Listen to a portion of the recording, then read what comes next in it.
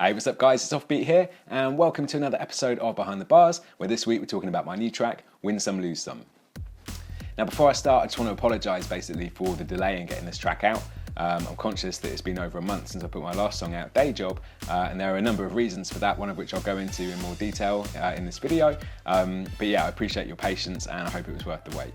And as always, thank you for all the support and comments as well. I'll put a few of my favourites up on the screen now, but yeah, it's always great to get your feedback, so thank you to everyone who's liked and commented so far. So this one's called Win Some, Lose Some, and it's quite a simple little story really about me going on a night out, chasing a girl around a club all night, and the end result when I finally meet her. It's kind of similar to Second Chance in terms of concept, but the big difference really is in the tone. In Second Chance, like, I'm too shy to talk to the girl and I regret it, whereas in this one, if anything, I'm too cocky and it ends up blowing up in my face. And yeah, with regards to tone, I wanted to do something that was a little bit lighter really this time around, because the last couple of tracks I've put out, I'm aware are like a bit darker. Like Prohibition, even though it's a fun story, it has got a sort of darker feel to it. And Day Job is a very personal one and quite emotional. So I wanted to put this one out to just be a little bit lighter, a little bit more upbeat, just to kind of balance them out a bit. So one of the reasons that the track's taken so long to get out is because I kept chopping and changing my mind about the beat. So originally I wanted something with a sort of funk influence, because I thought that would fit the tone of the tune quite well. And we came up with that, and it was cool, but it didn't quite capture the feeling I was going for. But I thought it'd be interesting for you guys to hear the different sort of iterations of the beat, just so you can see how much it's evolved and the difference between how it started and where it got to now.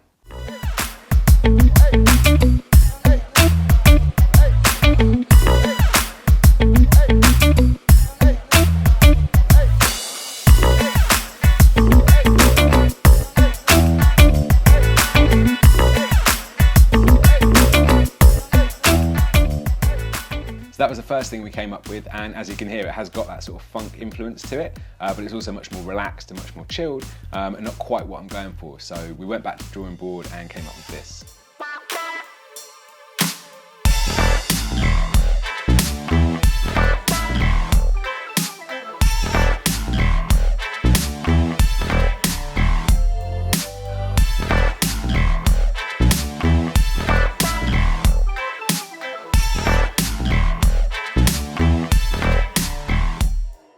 That one's probably much closer to what we've got now, but it still wasn't 100% right. Like, I really like that one, but there was still something missing. It didn't have that like punchy feel to it.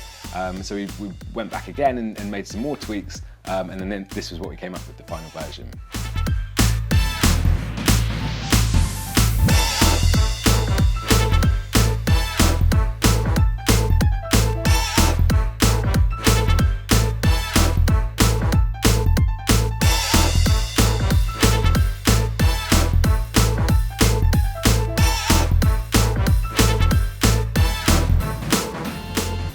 So as you can hear, now it's got like a much faster feel to it, and like a sense of urgency, which I really like, because it mirrors the theme of me running around the club and sort of like rushing around.